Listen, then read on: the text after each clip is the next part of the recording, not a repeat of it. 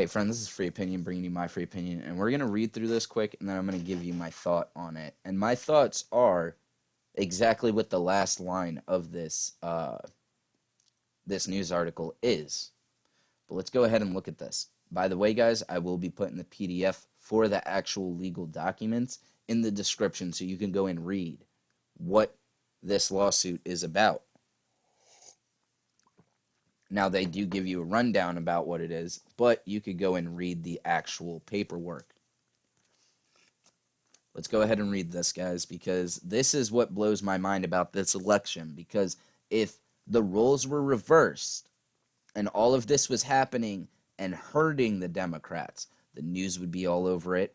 Every politician that's staying quiet right now would be up in arms, talking about how our elections were rigged and Russia. They'd be all over it. Let's go ahead and read this. A lawsuit filed on Monday in Georgia requests that state election results be decertified until an investigation is completed into claims of ballots being cast by non-resident and lacks signature verification procedures. Now, this is the complaint. I will be putting it in the description. Brought by Paul Andrew Bolin, a registered elector, against Georgia Secretary of State Brad, I'm not even going to try to say his last name, and other officials, was filed on November 30th in a court in Fulton County. It claims that 20,312 ballots were cast by people who are no longer residents of Georgia, and that suspiciously low ballot rejection rates suggest signature verification procedures were not enforced with their usual rigor, resulting in dilution of Bolin's vote, casting doubt on the integrity of the election and providing grounds to contest the Georgia vote. Raffensperger's office did not immediately respond to a request by the Epoch Times for comment. Of course he didn't. Of course they don't want to respond, because I'm starting to see them getting backed in a corner and they're worried. Think about it, okay? A judge just blocked them the other day from wiping any of the voting machines so they could do an actual audit into the data on those machines. If they find any votes that were just injected into the system, people are going to be screwed. Plain and simple. Let's keep going, though. In support of the claim that 20,000 ballots were cast by out-of-state residents, the complaint cites an expert analysis by Matt Braynards, an analyst and former data chief and strategist for President Donald Trump's campaign.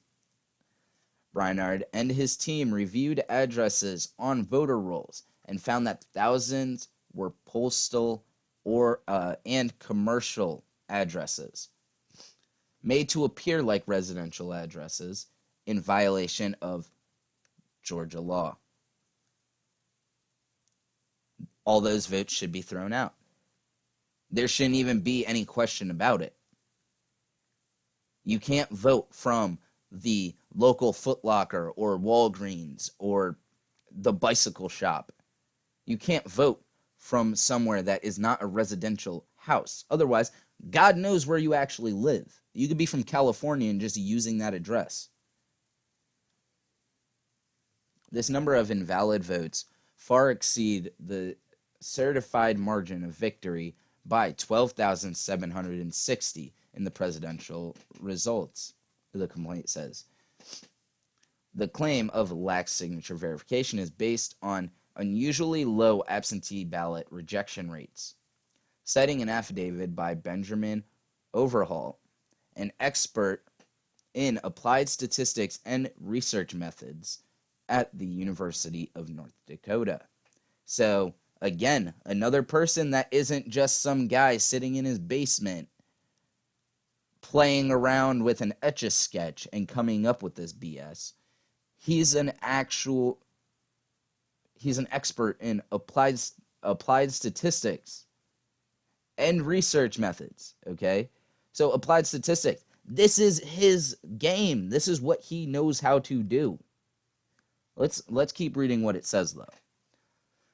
The complaint notes a 0.15% rejection rate in the 2020 general election compared to a 0.28% rejection rate in the 2016 general election, a 0.20% in the 2018 general, and 0.28% in the 2020 primary, meaning all of these had a higher rejection rate than the actual presidential election did this year. How did that happen when there were more people that did mail-in and absentee ballots than any time in the past? Let me know what you guys think about that, because that already shows some type of wonkiness. And they're doing it on purpose. There are other anomalies in the reported data that should be analyzed, and many raise significant questions about the conduct and results of the 2020 general election. Overholt wrote in his sworn statement and argued that the recent hand count audit of Georgia's election results would not resolve these issues. No, because they didn't do signature verification, and all they did was take the votes and put them back through the machine. But what they did find in Georgia, which is kind of funny, is, what was it, like 2,000 votes that they just never, I think the first day they found like 2,000 votes, then the second day they found a few hundred, and then the third day they found 2 more batches of a couple hundred votes. This is insane. The complaint says that while Raffensperger's office carried out an audit and recount, no signature matching was required during the process. Wouldn't that kind of fall under auditing? And argued that without a meaningful verification of signatures, the election results cannot be certified. It also alleges that ahead of the election, Raffensperger took unlawful and unconstitutional steps to weaken safeguards against fraudulent ballots, including around signature requirements. The suit asked the court to decertify the results of the election until Raffensperger's office completes an investigation of a sample of the 20,311 individuals flagged as having voted in violation of residency requirements.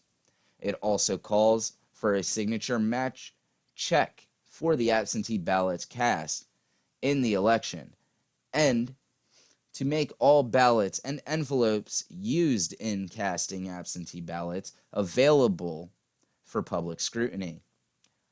If the two probes and related remedies cannot be assured, the suit calls for a redo of the election in Georgia. Yes. Do I care what anybody thinks about that? No. If you cannot verify that these people either live in the state of Georgia or match signatures, then you would either have to throw away all of those ballots or redo the election and make it to where all of the normal guidelines that are normally followed every other year are still followed in the 2020 election. But hey guys, this is just my opinion. Please like, comment, subscribe. Let me know what you guys think.